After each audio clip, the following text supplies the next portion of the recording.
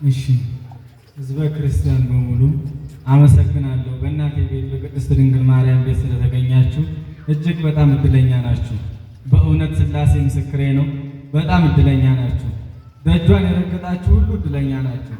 ይሄንም ስትረግጡ ወደ እኔ ከመሄድ በፊት የዳንኩበትን ልንገራችሁ፣ የነበርኩበትን ልንገራችሁ። ፊት መመን ነኝ። ዛሬ ለዚህ ክብር አብቅታኝ ነው እንጂ እናቴ የነበርኩት በአማኑኤል ሆስፒታል የስነ አእምሮ ህመም በበጎ ፈቃደኛ ጦር ኃይሎች ያልገባሁበት ሆስፒታል የለም። ኢትዮጵያ ላይ ያልሄድኩበት ሆስፒታል የለም። በበጎ አድራጎት ይዘውኝ ሲዞሩ ሲያንከራቱ ይቆዩ። በኋላም በጦር ኃይሎች በቃ ወደ ውጭ ሀገር መሄድ አለብህ ተብዬ በነ ዶክተር ጌታቸው በተመራሁት ጊዜ በዛ ሰዓት ተስፋ ቆረጥኩ።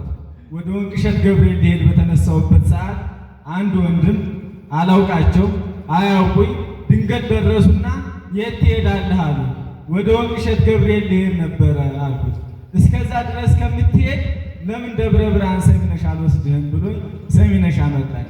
እንደመጣሁት ዳይፐር ነው የምጠቀመው፣ የሽንት ድኮ ነው የምጠቀመው። በውርቸር ነው የመጣሁት። ያመጣኝ አምቡላንስ ከታች ነው ጥሎኝ የተመለሰ። በሰዓቱ ልጁ ባመጣኝ ሰዓት ገና እንደገባው እግሬ ነው መንቀጥቀጥ የጀመረው። የማይታጠፈው እግሬ መንቀጥቀጥ ጀመረ። ገባው በእግሬ እየሞከርኩ እየፈራው በውርቸሩ መጣው። ቀሲስ መኩሪያ ቄደር አጠመቁኝ።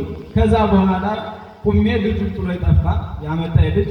በሶስተኛው ቀን ውርቸሩንም ዳይፐሩንም ያመጣሁት የሰጠሁትን ሁሉ በምስጋና አመሰግናለሁ ብዬ መለስኩ። ከዛም ቀጥሎ እዚህ ያሉ አባታችንን እያማከርኩ እየገባው እያማከርኩ እዚሁ ቅባ ቅዱሱን ሚስጥረ ቀንድሉን የማርነቱን እየገዙ እኔም ገንዘብ ስላልነበረ ሌሎች ሰዎች እያመጡ እየሰጡኝ ያን እየተጠቀምኩ ደህና ሆንኩኝ። በቀጣዩ የማር ጸበሉን ጠጥቼ 5 ሜትር እባብ ወጣልኝ። ሥላሴ የተመሰገነ ይሁን። ለእኔ የደረሰ ለእናንተ ይድረስላችሁ። ከዚያም አልፎ ቅድስት ድንግል ማርያምን አደራሽን እናቴ ይህን ከማርሽኝ በቤትሽ አኑሪኝ ብዬ ለመንኳን ሥላሴ ክብር ምስጋና ይግባውና ንጽሕተ ንጹሐን ቅድስት ድንግል ማርያም ስሟ ለዘላለም ከፍ ይበልና ለዚህ ክብር አበቃሽኝ። ይኸው ከዚህም ቁሜ እንድመሰክር አደረገች። ንጽሕተ ንጹሐን ቅድስት ድንግል ማርያም ለዘላለም ስሟ ይክበርልኝ፣ ለዘላለም ትንገስልኝ። እናንተም በጣም እድለኛ ናችሁ። ለእኔ የደረሰች ለእናንተም ትድረስልኝ። መምህራችንም ያቆዩ።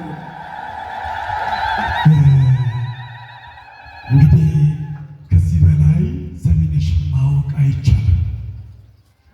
በቲክቶክ የምታውቋት በቴሌግራም ሰዎች ሲናገሩ የሰማችሁ እንግዲህ ከወንቸር ላይ ከማንሳት ከሆዳቸው ውስጥ 5 ሜትር እባብ ማውጣት ቅድም ከኤችአይቪ መዳን ከዚህ በላይ እንግዲህ ፈረሱም ሜዳውም ያው